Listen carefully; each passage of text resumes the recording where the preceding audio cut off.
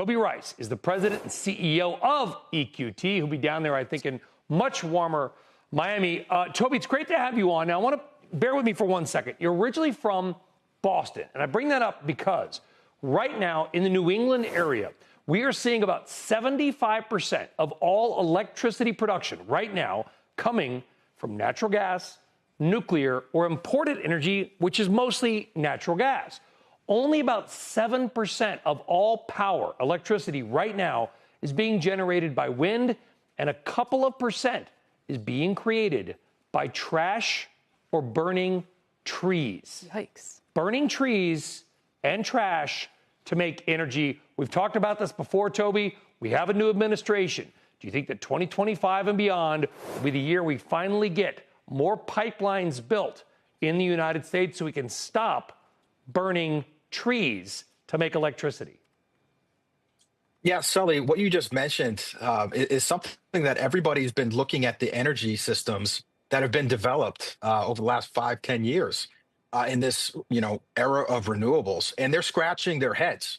Why are we burning trash in New England to generate our power when we are sitting next to the biggest gas field in the world, less than a couple hundred miles away? Why are people in New England paying 6 times for their energy needs when they could use natural gas to heat their homes? Why are we producing record amounts of energy in this country? Think of this. Over 30 million barrels a day are currently being produced right now. We've never produced more energy than we are right now. But American energy bills are up over 30%. Scratching your head, it's because political force has overwhelmed market forces when it comes to energy. And a lot of these bizarre things have been allowed to occur.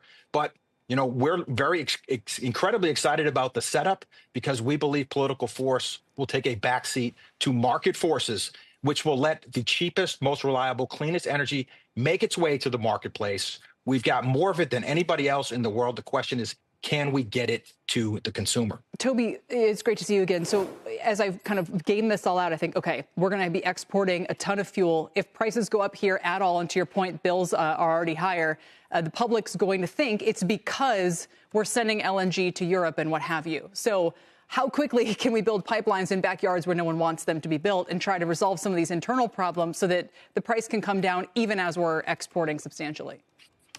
I think it's incredibly important for the American public to understand that LNG exports does not have a correlation to rising energy prices for Americans. You don't believe me? You can look at the history since 2016 when America began exporting LNG over the next 8 years, becoming the world's leading LNG exporter, and we've kept prices low.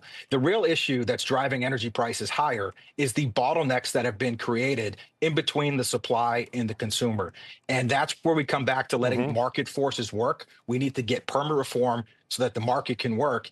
And then what we're really excited about, if we really want to dig into this and move into the era of the reliables, letting more reliable energy systems come into play, incentivizing the reliability of our energy systems that we create. That means more storage to stockpile fuel, more industrial capacity to meet our needs. The era of reliability is upon us now, and it's absolutely critical that we grab this. There are people at home rightfully watching, and what they're saying is, well, Brian, we care about the climate, and we care about climate change, and we want to reduce emissions that would mitigate climate change. And I totally understand and support that. And the point of, I think, our discussion, Toby, is that importing natural gas via giant carbon-spewing ship, a lot of it from Trinidad and other places, burning trees, burning trash, that is not the way to not only accomplish not our energy goals, but our climate goals, is it not? And so if we're going to keep using this level of electricity, or even higher, as all the stuff we've talked about with AI goes, we're going to need to find it from somewhere. And it's just weird to me that we'd rather bring it in on a ship from the Caribbean than pipe it in from Pennsylvania. Sully, the good news is people are getting smarter about energy. I mean, let's be honest. We've been too good at our jobs. Energy has been too reliable. It's been too affordable. And people have naturally taken what we do for granted. But unfortunately, you see the energy crisis that Europe is going through right now. What a wake-up call for the world. You see Americans' energy bills going up 30% despite historic amounts of production here. People are starting to ask questions, and that they're going to start asking, and looking about energy from a holistic perspective.